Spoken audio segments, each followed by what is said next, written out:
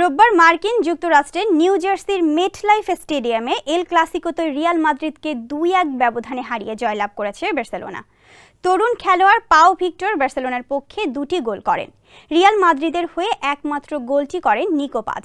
বাংলাদেশ সময় ভোর ৫টায় ম্যাচটি শুরু হওয়ার কথা থাকলেও আবহাওয়ার কারণে ম্যাচটি ১ ঘন্টা দেরিতে শুরু হয়। তবে তাতেও ম্যাচের উত্তেজনা এক বিন্দু কমেনি। ম্যাচের প্রথমার্ধে অ্যালেক্স ভায়ার ক্রস থেকে পাও ভিক্টর গোল করে বার্সেলোনাকে লিড এনে দেন।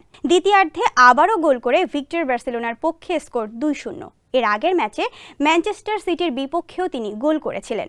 ২৫০টিরও বেশি ডিজাইন অপশন নিয়ে ওয়ালটন স্মার্ট ফ্রিজ, বোঝে আপনার প্রয়োজন। রিয়াল মাদ্রিদের coach Carlo Ancelotti Vinicius junior এবং জোয়ান মার্টিনেজকে মাঠে নামান যাতে ম্যাচের পরিস্থিতি বদলানো যায়। ভিনিসিয়াস জুনিয়র এবং তার ব্রাজিলিয়ান সতীর্থ এনরিক কিছুটা প্রভাব ফেলতে সক্ষম হন, তবে তাদের প্রচেষ্টা সাফল্য পায়নি। তবে নিকো পাজ ৮২তম মিনিটে হেডের মাধ্যমে একটি গোল করেন, যা ম্যাচের সমাপ্তি উত্তেজনাপূর্ণ করে তোলে। তবে রিয়াল মাদ্রিদ তার সমতায় ফিরতে পারেনি এবং বার্সেলোনা ম্যাচটি জিতে নেয়।